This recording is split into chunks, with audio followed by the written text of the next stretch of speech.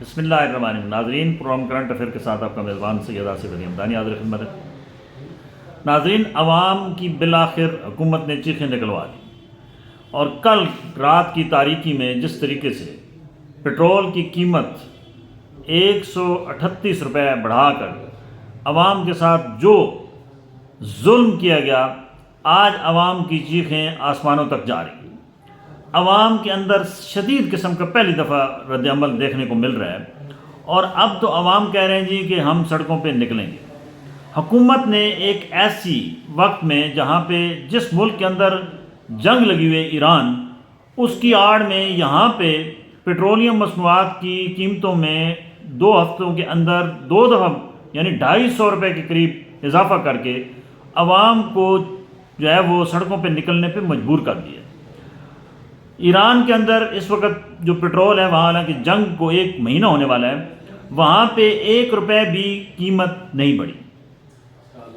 India کے اندر کوئی total جو ہے وہ پٹرول جو ہے وہ 4 سے 5 روپے بڑھا ہے۔ بنگلہ دیش کے اندر نہیں بڑھا۔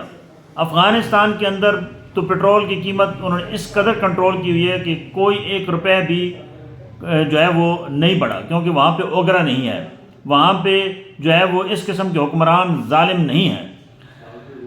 اب دیکھیں کہ خطے کے جو متاثرہ جتنے ملک ہیں ان کے اندر پٹرول کی قیمتیں نہیں بڑھی، اور جہاں ہم ایک دور بیٹھے ہیں یا ہماری قیمتیں بڑھا دی گئی ہیں۔ 20 جو ہے نا وہ بحری جہاز تیل کے، وہ ان کے اوپر جھنڈے لگا کے وہ بھی پاکستان وہاں سے ریلیز کروا لیے گئے ہیں، نہ جانے وہ کہاں گئے ہیں۔ ان کو زمین کھا گئی، آسمان کھا گیا، اور وہ تیل ہمارے پاس وافر مقدار میں کیوں نہیں ہے۔ اس وقت جو لیوی ہے وہ تقریباً 165 روپے لیوی کے مد میں ہونڈا ٹیکس وصول کیا جا رہا ہے۔ حکومت کو اس بات کا اندازہ بالکل نہیں ہے کہ یہ کتنا بڑا عوام کے اوپر انہوں نے بوجھ ڈالا ہے۔ وہ یہ سمجھ رہے ہیں کہ ہم عوام کو جو ہے وہ سرکاری جو بسیں جو مخصوص روٹس پہ اوپر چلتی ہیں، وہ چاہے میٹرو ہو، چاہے وہ گرین لائن ہو، یا کوئی بھی پبلک سروس انٹرنل سٹیز کے اندر جو بسیں چل رہی ہیں، وہ اب لوگوں کے گھروں کا سامان تو نہیں لا سکتی، وہ بازاروں کے اندر تو نہیں جا سکتی۔ تو عوام کو ایک نیا دھوکہ دیا جا رہا ہے کہ ہم آپ کو جو ہے وہ آپ کا سفر سرکاری گاڑیوں پہ فری کر رہے ہیں، ریل کے اوپر فری کر رہے ہیں، اور اربوں روپے کی ہم اس کے اوپر سبسڈی دے رہے ہیں۔ خدا کا خوف کریں، آپ کس صدی میں ہیں؟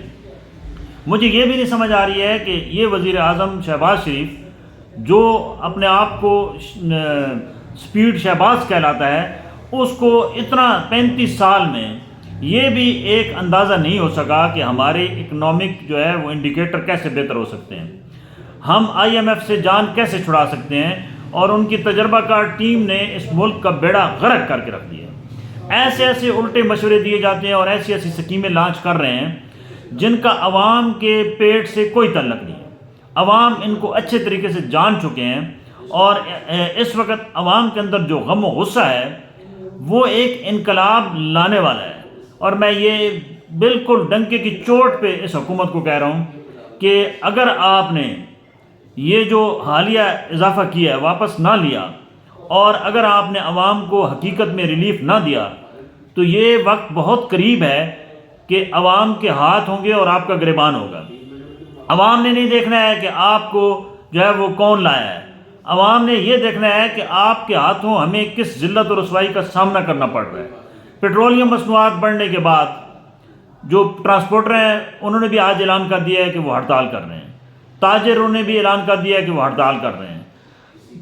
اس جلتی پہ جو ہے وہ تحریک انصاف اور جماعت اسلامی بھی وہ بھی میدان میں آ چکے ہیں، اور ان کا یہ موقف ہے کہ ہم پبلک کو موبلائز کریں گے، اور یہ حق بھی بنتا ہے کسی بھی اپوزیشن کا، کیونکہ جب ماضی میں جو تحریک انصاف کی حکومت تھی تو یہی نون لیگ کے وزراء جو آج وزارتوں کے مزے لے رہے ہیں، یہ کہتے تھے کہ اگر 10 سے 12 روپے پٹرول بڑھتا ہے تو سمجھ لو وزیر اعظم چور ہے۔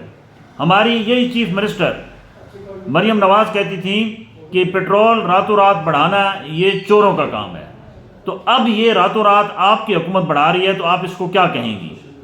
دوسری جانب عوام کا ٹمپریچر اس قدر ہائی ہو چکا ہے، کیونکہ ظاہری بات ہے پیٹرولیم مصنوعات کی قیمتیں بڑھنے سے صرف آمد و رفت کے اوپر جو ہے وہ بوجھ نہیں پڑتا آپ کے جیب پہ، بلکہ اشیاء خورد و نوش کی قیمتیں بھی ڈبل ہو چکی ہیں، ادویات کی قیمتیں 150 گنا بڑھ چکی ہیں، اور کس چیز کا رونا روئیں، گیس، بجلی، جو بنیادی سہولیات ہیں اور ریاست کا کام ہے کہ وہ عوام کو پرووائڈ کریں، ان سے اس وقت عوام جو ہے وہ اس قدر شدید پریشانی کا سامنا ہے عوام کو کہ وہ ادا کرنے سے قاصر ہیں۔